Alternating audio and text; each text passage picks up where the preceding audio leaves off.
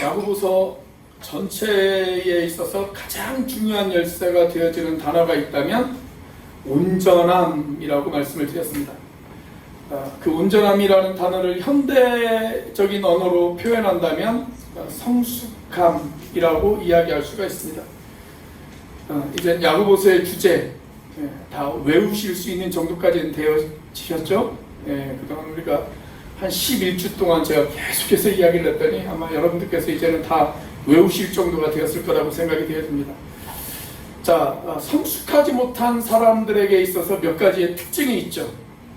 첫째로 참지 못합니다. 인내하지 못합니다. 그래서 아직 성숙하지 못한 어린아이들의 경우 잘 참지 못하죠.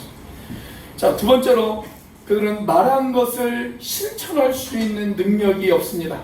말과 행동이 다릅니다. 말한 것을 제대로 실천하지 못합니다.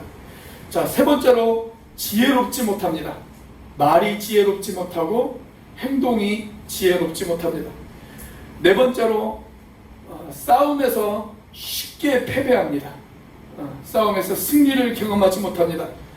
자, 그리고 마지막으로 무엇보다 고난을 극복할 수 있는 능력이 없습니다.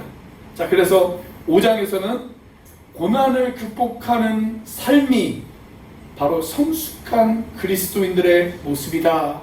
그렇게 우리에게 이야기하고 있습니다. 우리가 경험하는 고난에는 여러 종류의 고난이 있죠. 그 중에서 우리는 지난주에 물질적인 고난에 대해서 살펴본 적이 있습니다. 그러나 물질의 고난뿐만이 아닙니다. 우리가 당하는 고난은 물질의 고난뿐만이 아니라 더 많은 고난, 더 다양한 고난, 여러 가지의 고난을 우리는 경험을 합니다. 사실 야고보는 그것을 1장에서부터 이미 이야기를 한 적이 있습니다. 자, 야고보서 1장 2절 말씀에 보면 이런 말씀이 있어요. 내 형제들아, 너희가 여러 가지 시험을 당하거든. 그렇게 이야기합니다. 이미 우리는 여러 가지 시험을 당한다라는 것입니다. 여러 가지 시험을 당합니다. 우리가 당하는 시험 한두 가지가 아니에요. 여러 가지예요. 옛날 번역에는 어떻게 되어 있냐면 형형색색의 시험을 당하거든. 그렇게 되어 있어요. 그러니까 우리는 여러 가지 색깔의 그런 시험을 당합니다. 온갖 유형의 시험들, 온갖 유형의 고난들, 우리는 그 고난들을 당해요. 하나의 고난이 물러가면 또 하나의 고난이 마치 파도처럼 우리에게 밀려옵니다. 이런 고난을 극복하는 인생, 그 인생을 오늘 야고보서 5장에서 우리에게 소개해 주고 있습니다. 자, 우리에게 고난이 찾아왔을 때, 여러 가지 색깔의 다양한 고난이 저와 여러분들에게 찾아왔을 때, 이 고난과 상대해서 승리하기 위하여 우리에게 반드시 필요한 두 가지가 있습니다. 이 두 가지가 없이는 우리는 절대 고난에서 승리할 수가 없습니다. 하나는 뭐냐면 인내하는 삶입니다. 그리고 또 하나는 기도하는 삶입니다. 인내와 기도, 이것은 고난을 극복하기 위한 두 가지의 열쇠다 라고 그렇게 이야기할 수가 있습니다. 자, 고난을 극복하기 위한 두 가지의 열쇠가 있다 라고 말씀드렸죠. 첫 번째 열쇠는 뭐예요? 인내입니다. 두 번째 열쇠는 뭐예요? 기도입니다. 잘 참고 열심히 기도하는 것, 그것이 고난을 극복할 수 있는 열쇠예요. 열쇠. 우리 앞뒤 좌우에 있는 분들에게 한번 인사해 보겠습니다. 잘 참고 열심히 기도합시다. 한번 인사해 보세요. 잘 참고 열심히 기도합시다. 우리가 이번 주에는 인내에 대해서 살펴보려고 합니다. 그리고 다음 주에는 기도에 대해서 살펴보려고 합니다. 자, 7절부터 11절 오늘 본문은 인내의 삶에 대해서 저와 여러분들에게 이야기를 하고 있어요. 인내의 삶.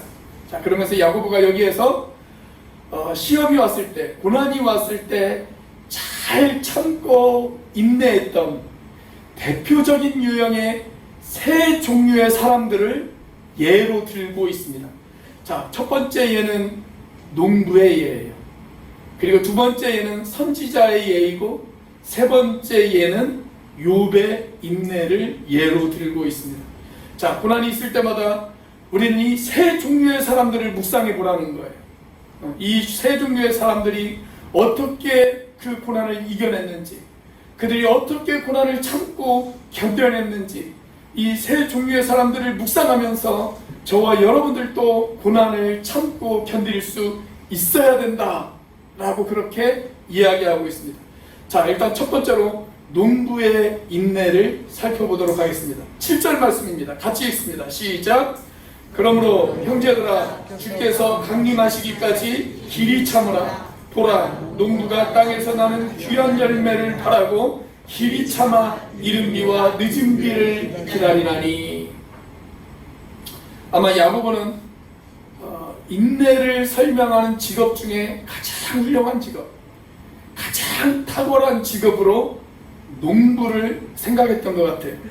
여러분, 농부가 열매를 맺기까지 얼마나 인내해야 합니까? 얼마나 참아야 됩니까? 그 참음을 통해서, 그 인내를 통해서 마침내 농부는 가을에 아름다운 수확을 거둘 수가 있습니다. 자, 그래서 농부의 인내를 우리가 보고 배워야 된다라고 그렇게 야고보는 저와 여러분들에게 이야기하고 있어요. 자, 그런데 여기 보니까 이른 비와 늦은 비 이야기가 나옵니다. 이른 비와 늦은 비 이야기. 자, 이스라엘이 있는 팔레스타인 지역의 이른 비는 보통 한 10월 정도에 내립니다. 9월 말에서부터 10월, 그리고 조금 늦으면 11월 초에까지 그렇게 이른 비가 내리기 시작을 해요. 그때 오는 비를 우리가 이른 비다 그렇게 이야기를 합니다. 그리고 늦은 비는 한 3월에서부터 4월 사이에 오는 비를 늦은 비다 라고 그렇게 이야기를 합니다. 자, 그래서 10월부터 4월까지 그때 그 기간을 우리가 뭐라고 이야기를 하냐면 우기다 그렇게 이야기를 해요. 우기. 그 기간 동안에는 비가 많이 와요. 비가 많이 옵니다. 그 우기를 잘 견뎌야 합니다. 잘 견뎌야 수확을 거둘 수가 있어요. 자, 그렇게 우기가 다 지나가고 4월이나 5월쯤부터 이제 또 비가 내리기 시작하는 10월까지를 우리가 뭐라고 이야기하냐면 건기다 그렇게 이야기합니다. 그 기간에는 비가 잘 없어요. 비가 거의 없어요. 그래서 그 기간에는 건기다 그렇게 이야기를 합니다. 자, 우기를 잘 견디고 건기를 잘 견뎌야 농부가 수확을 거둘 수가 있어요. 우리 한국적인 상황으로 이야기하자면 이렇게 이야기를 할 수가 있습니다. 여름을 잘 견뎌야 가을에 수확을 거둘 수가 있습니다. 그리고 겨울을 잘 견뎌야 봄에 씨앗을 뿌릴 수가 있습니다. 여러분, 농부에게 있어서 인내처럼 중요한 것은 없습니다. 인내하기 싫다 그러면 그 사람은 농부라고 하는 직업을 때려치워야 합니다. 여러분, 인내하지 못하는 농부 보셨어요? 그런 농부는 없어요. 인내하지 않고 어떻게 농사를 지을 수가 있겠어요? 제가 지난 목요일날 우리 김상무 집사님 하우스를 신방을 갔는데 지난 태풍에 토마토가 다 죽었어요. 그 넓은 하우스 안에 있는 토마토들이 다 죽었습니다. 다 죽었어요. 제 집사님에게 집사님이 어떻게 해요? 어떻게 해요? 너무너무 안타까워서 어떻게 해요? 큰 피해 보셔서 어떻게 해요? 그랬더니 우리 집사님이 이렇게 이야기하시더라고요. 별 수 있나요? 또 심어야죠. 또 심어야죠. 어쩔 수 없어요. 참고 인내하는 것이 농부의 직업입니다. 여러분, 야고보는 우리의 신앙생활도 마찬가지라고 이야기합니다. 자, 농부의 예를 들면서 8절 말씀해 보시면 야고보가 어떤 권면을 저와 여러분들에게 하고 있습니까? 자, 8절 같이 한번 읽어보겠습니다. 시작. 너희도 길이 참고 마음을 굳건하게 하라. 주의 강림이 가까우니라. 여러분, 그리스도인들에게 있어서 진정한 열매를 수확하는 시간, 그 시간이 언제라고 가르치고 있습니까? 주님께서 다시 오시는 시간, 주님의 강림하시는 시간, 주님이 재림하시는 그 시간, 그 시간이야말로 우리에게 있어서는 진정한 수학의 계절이다. 그렇게 이야기하고 있습니다. 여러분, 하나님을 안 믿는 사람들, 하나님이 없는 사람들에게 있어서 그 시간은 심판의 시간이지만 하나님의 자녀들에게 있어서 그 시간은 그동안 참고 견뎠던 것에 대해서 보상을 받는 시간이에요. 그래서 진정한 수학의 시간이다 라고 이야기할 수가 있습니다. 사랑하는 여러분, 우리가 이 땅에서는 우리가 노력하고 수고하고 기대하고 애를 썼지만 그 모든 것들이 제대로 보상받지 못할 수도 있습니다. 마치 여름 내내 하우스에서 고생하면서 일을 했지만 태풍 한 번으로 인해서 그 모든 작물을 다 잃어버렸던 우리 김상구 집사님처럼 말입니다. 그러나 우리가 정말 간절히 바라고 원하고 기도했던 그 기도의 제목들, 그 기도의 제목들이 우리가 이 땅에 살면서는 그 기도의 제목들이 다 응답되어지지 못할 수도 있어요. 어떤 기도의 제목들은 여전히 응답되어지지 못한 채 우리는 이 땅에서 눈을 감을 수도 있습니다. 자, 그러나 우리가 거둘 수 있는 모든 완벽한 열매, 우리가 거둘 수 있는 모든 완벽한 응답, 우리가 거둘 수 있는 모든 완벽한 영광스러움, 주님이 다시 오실 때 우리는 그때 비로소 아름다운 열매를 거두게 되어질 것입니다. 그때는 오고 있습니다. 여러분, 그때는 지금도 계속해서 조금씩 우리에게 다가오고 있습니다. 그러므로 그분이 다시 오실 때까지 저와 여러분들이 해야 될 일, 참고 견디는 것입니다. 참고 견디는 것. 여러분, 잘 참고 견디는 것, 그것도 믿음이에요. 믿음이 있어야 참고 견딜 수가 있어요. 믿음이 없으면 절대 참고 견딜 수가 없습니다. 자, 그래서 오늘 본문 말씀이 저와 여러분들에게 뭐라고 가르칩니까? 길이 참고 마음을 굳건하게 하라. 그렇게 이야기하고 있지 않습니까? 우리 앞뒤 좌우에 있는 분에게 다시 한번 인사를 해보겠습니다. 길이 참고 마음을 굳건하게 하세요. 한번 인사해보세요. 길이 참고 마음을 굳건하게 하세요. 자, 우리가 그런 비슷한 겉면을 데살로니가 전서에서도 찾아볼 수가 있어요. 자, 데살로니가 전서 3장 2절과 3절 말씀 같이 한번 읽어보겠습니다. 시작. 우리 형제 곧 그리스도의 복음을 전하는 하나님의 일꾼인 디모데를 보내노니 이는 너희를 굳건하게 하고 너희 믿음에 대하여 위로함으로 아무도 이 여러 환난 중에 흔들리지 않게 하려 하니라. 우리가 이것을 위하여 세움받은 줄을 너희가 친히 알리라. 자, 바울은 데살로니가 성도들을 굳건하게 세워야 될 필요성을 느꼈습니다. 왜냐하면 그들이 흔들리고 있었기 때문에 그렇습니다. 자, 그래서 여기 3절에 뭐라고 이야기를 해요? 여러 환난 중에 흔들리지 않게 하려 함이라. 그렇게 이야기하고 있어요. 끊임없이 우리를 흔들어대는, 그리고 지금도 여전히 우리를 흔들고 있는 그 여러 가지 환난, 그 환난 앞에서 우리가 굳건하게 세워져야 된다라고 그렇게 이야기하고 있습니다. 사랑하는 여러분, 굳건해지시기를 바랍니다. 우리를 흔들어대는 여러 가지 환난 앞에서, 우리를 흔들어대는 여러 가지 고난들 앞에서 여러분들 굳건해지실 수 있기를 주님의 이름으로 축복합니다. 자, 데살로니가전서 3장을 계속 보시면 그런 비슷한 말씀이 또 하나 등장을 해요. 자, 그런데 데살로니가전서 3장 13절 말씀을 보면 오늘 본문인 야고보서 메시지와 거의 동일한 그런 메시지가 또 한 번 등장을 합니다. 자, 13절 말씀 같이 한번 읽어보겠습니다. 시작. 너희 마음을 굳건하게 하시고 우리 주 예수께서 그의 모든 성도와 함께 강림하실 때에 하나님 우리 아버지 앞에서 거룩하게 힘이 없게 하시기를 원하노라. 자, 주님이 다시 오실 때 그분 앞에 우리가 부끄러움 없이 서기 위하여 무엇보다도 필요한 것, 또 고난의 시대 우리에게 다가오는 모든 고난들 앞에서 우리에게 무엇보다도 필요한 것, 그것은 마음을 어떻게 하라고요? 굳건하게 하는 것이다. 그렇게 이야기합니다. 마음을 굳건하게 하는 것. 여러분, 굳건하게 한다라는 것이 그냥 참는 것만을 의미하는 것은 아닙니다. 여기서 굳건하게 한다는 건 잘 참기도 해야 되지만 굳건히 서야 됩니다. 굳건히 서야 돼요. 지난번 태풍에 보니까 바람이 얼마나 심했는지 나무들이 몸살을 앓은 나무들이 참 많더라고요. 여기 교회 옆에 있는 이 벚나무들도 보니까 지난 태풍에 몸살을 앓아서 잎이 다 떨어져 버렸어요. 나무는 굳건히 버텼어요. 그런데 이 정도 차원을 이야기하는 것은 아니에요. 어떤 나무들을 보니까 같은 벚나무인데 여전히 잎이 파란 나무들이 있어요. 그건 굳건히 버텼을 뿐만이 아니라 굳건히 잘 서 있는 것입니다.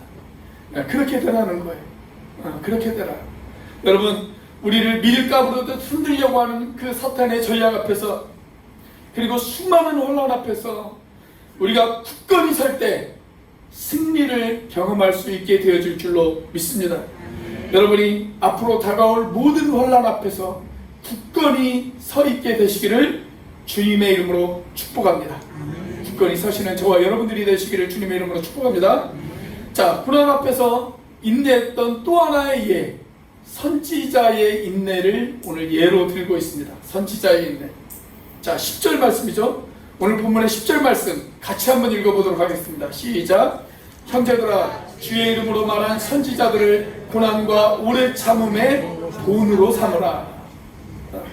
아마 구약 역사를 통해서 하나님이 가장 존귀하게 쓰신 사람들이 있다면 바로 선지자들일 것입니다. 선지자들. 자, 그런데 모든 선지자의 생애는 두드러진 두 가지의 공통점이 있습니다.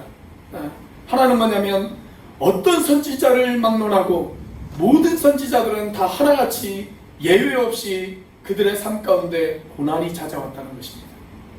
고난이 찾아왔어요. 어쩌면 고난 없이는 하나님의 사람이 만들어지지 않는 줄도 모릅니다. 고난을 겪어야 비로소 하나님의 사람으로 만들어지는 것처럼 모든 선지자들의 삶 가운데 반드시 고난이 찾아왔어요. 그래서 여러분들의 삶 가운데 어느 날 갑자기 고난이 찾아왔을 때 여러분들 이렇게 생각하시기를 바랍니다. 하나님이 나를 하나님의 사람으로 쓰시기 위하여 나에게 고난을 주시는구나.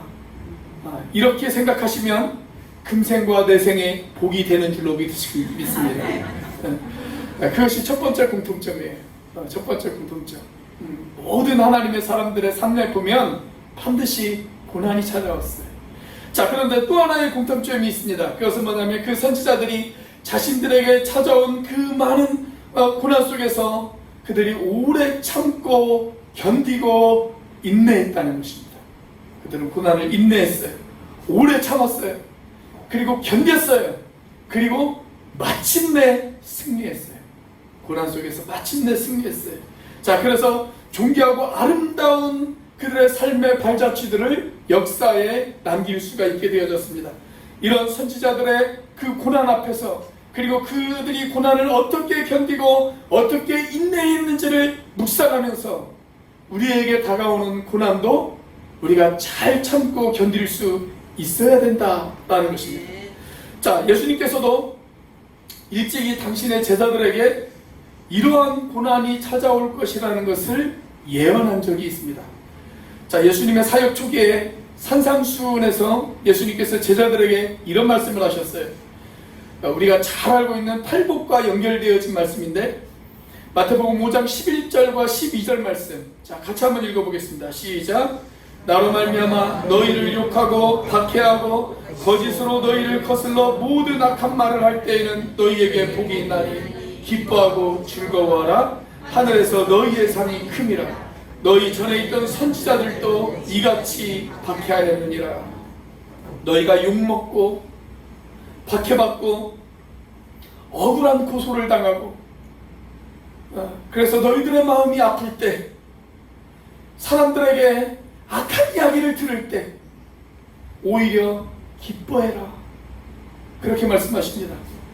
너희에게 복이 있다. 그렇게 말씀하십니다. 하늘에서 너희의 상이 크다. 그렇게 말씀하십니다. 자, 그러면서 예수님도 누구의 예를 샘플로 들고 있습니까? 선지자들을 그 예로 들고 있습니다. 선지자들도 이같이 박해를 받았느니라. 그렇게 이야기하고 있어요. 여러분, 우리가 성경을 읽으면서 선지자들이 받았던 고난, 그것을 한번 묵상해 보세요.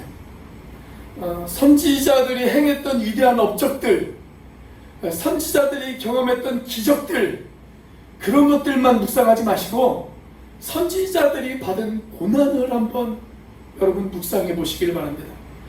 그 고난들에 대해서 구약 성경은 숱하게 아주 많은 고난들에 대해서 자세하게 저와 여러분들에게 나열해 놓고 있습니다. 그 구약 성경을 다 살펴보면서 선지자들이 받았던 고난을 이 시간 다 한번 살펴보면 좋겠지만 시간이 없어서 요약본을 살펴보도록 하겠습니다. 참 감사하게도 히브리서를 보면 선지자들이 받은 고난에 대해서 요약해 놓은 장이 있어요. 요약해 놓은 장. 우리가 2019년 히브리서 11장을 가지고 한 19주 동안 살펴본 적이 있죠. 자, 그때 살펴본 히브리서 11장에 보면 선지자들이 받은 고난에 대한 요약을 해놓고 있는 구절이 등장을 합니다. 자, 32절부터 한번 보겠습니다. 히브리서 11장 32절 같이 읽습니다. 시작. 내가 무슨 말을 더하리요? 기드온, 바락, 삼손, 입다, 다윗 및 사무엘과 선지자들의 일을 말하려면 내게 시간이 부족하리로다. 선지자들이 받은 그 고난에 대해서 다 이야기하려면 내가 시간이 부족하리로다. 저도 그렇습니다. 선지자들이 받은 그 이야기를 다 하려면 저도 시간이 부족하리로다입니다. 자, 그래서 그것을 요약해 놓은 구절이 33절부터 등장을 해요. 자, 33절부터 같이 한번 읽어보도록 하겠습니다. 시작. 그들은 믿음으로 나라들을 이기기도 하며 의를 행하기도 하며 약속을 받기도 하며 사자들의 입을 막기도 하며 불의 세력을 멸하기도 하며 칼날을 피하기도 하며 연약한 가운데서 강하게 되기도 하며 전쟁에 용감하게 되어 이방 사람들의 진을 물리치기도 하며. 자, 여기 보면 선지자들의 업적이 나와요. 선지자들이 행했던 놀라운 기적들이 나와요. 그러나 그 업적들, 그 기적들만 묵상하지 말라는 거예요. 그 다음에 보면 선지자들이 받은 고난에 대해서도 이야기를 합니다. 자, 36절 이하 같이 한번 읽습니다. 시작. 또 어떤 이들은 조롱과 채찍질뿐 아니라 결박과 옥에 갇히는 시련도 받았으며 돌로 치는 것과 톱으로 켜는 것과 시험과 칼로 죽임을 당하고 양과 염소의 가죽을 입고 유리하여 궁핍과 환난과 학대를 받았으니 이런 사람은 세상이 감당하지 못하느니라. 그들이 광야와 산과 동굴과 토굴에 유리하였느니라. 그렇습니다. 우리의 선지자들이 받았던 고난들입니다. 엘리야가, 예레미야가, 이사야가, 다니엘의 세 친구가 다 이런 고난을 받았습니다. 여러분, 우리가 고난을 받을 때 결코 혼자 받는 고난이라고 생각하지 마십시오. 어떤 분들은 이렇게 이야기하시는 분들이 있어요. 내 사정 누가 알아? 내가 받는 고난, 내 사정, 내 어려움 누가 알아? 마치 자기 혼자 받는 고난인 것처럼 그렇게 이야기하시는 분들이 계세요. 그러나 여러분, 우리가 받는 고난보다 더 훨씬 큰 고난들을 우리 믿음의 선배들이 받았습니다. 그 선지자들이 받은 고난, 그 선지자들이 그 고난을 받으면서 어떻게 참고 어떻게 견디고 어떻게 인내했는지 살펴보라는 것입니다.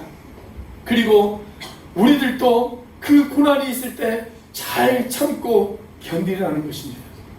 저와 여러분들이 그렇게 고난을 참고 견딜 수 있는 믿음의 사람들이 되시기를 주님의 이름으로 축원합니다. 자, 마지막 세 번째 예, 욥의 인내를 이야기하고 있습니다. 자, 오늘 본문의 11절 말씀입니다. 자, 11절 말씀 같이 한번 읽어보겠습니다. 시작.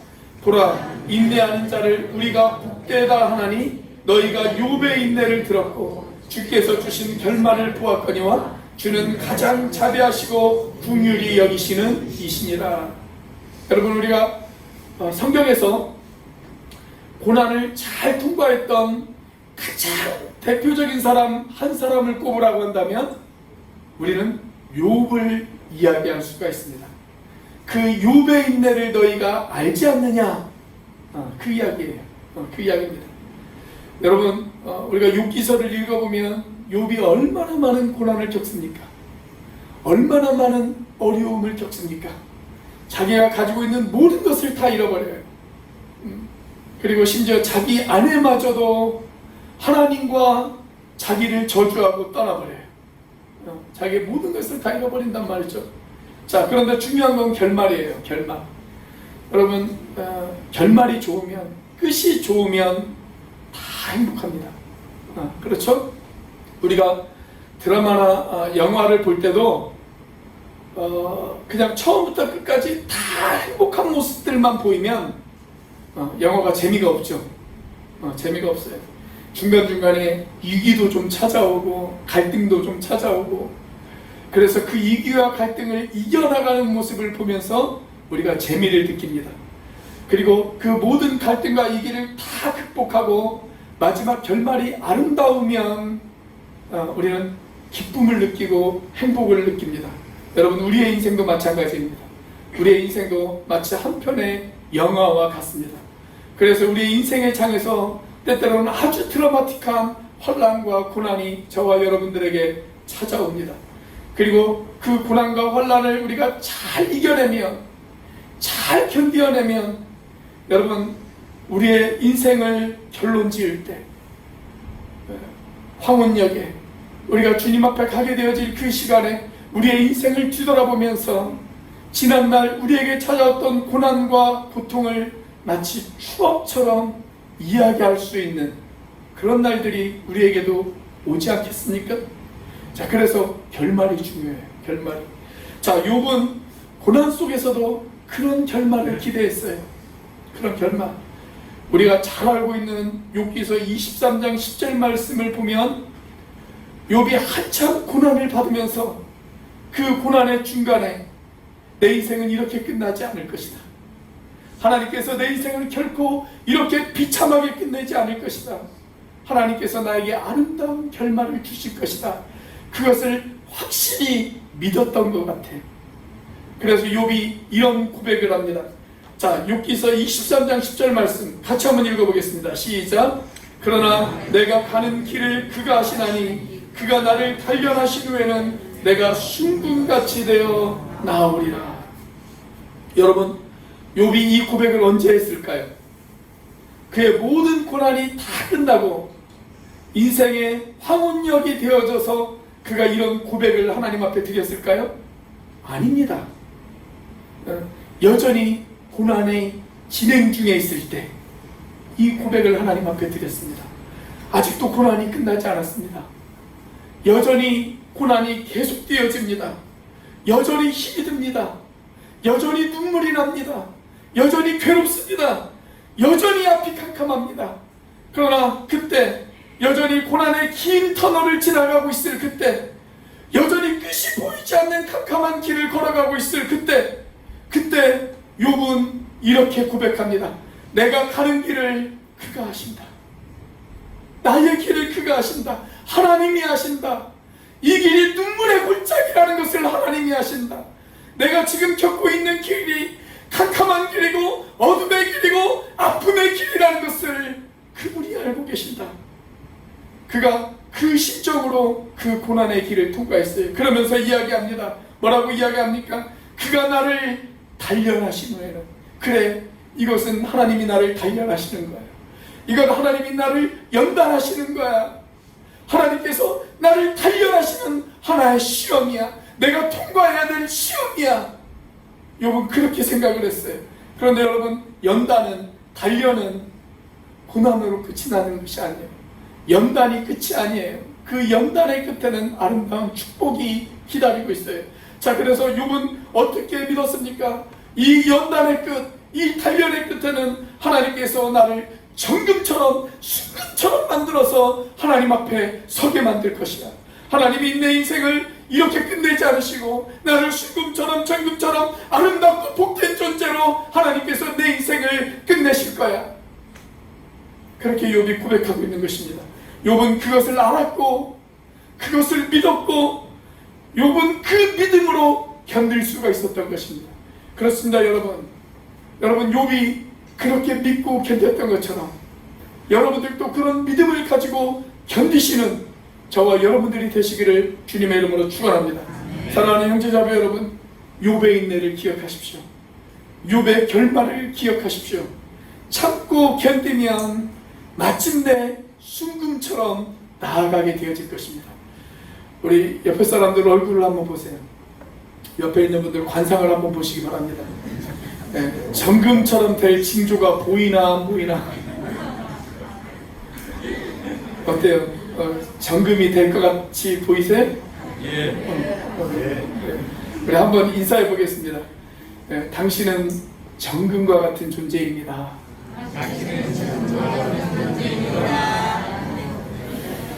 여러분, 자식들에게 금덩어리, 순금 이런 거 물려주실 생각 하지 마시고요. 자식들에게 신앙을 물려주십시오.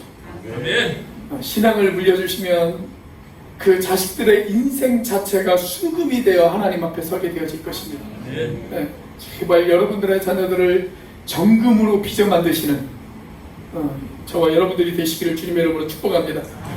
여러분, 우리가 고난 속에서 무엇보다도 필요한 것 인내예요. 인내. 잘 인내하셔야 돼요. 그리고 그 다음 우리가 해야 할 일, 늘 기도해야 됩니다. 다른 방법이 없어요. 다른 방법이 없어요. 여러분, 우리에게 고난이 찾아왔을 때, 우리에게 환난이 찾아왔을 때 우리가 해야 될 것, 잘 참고 늘 기도하셔야 돼요. 다른 왕도가 없습니다. 잘 참고 견디시건, 그리고 늘 기도하시는 저와 여러분들이 되시기를 주님의 이름으로 축복합니다. 기도하시겠습니다.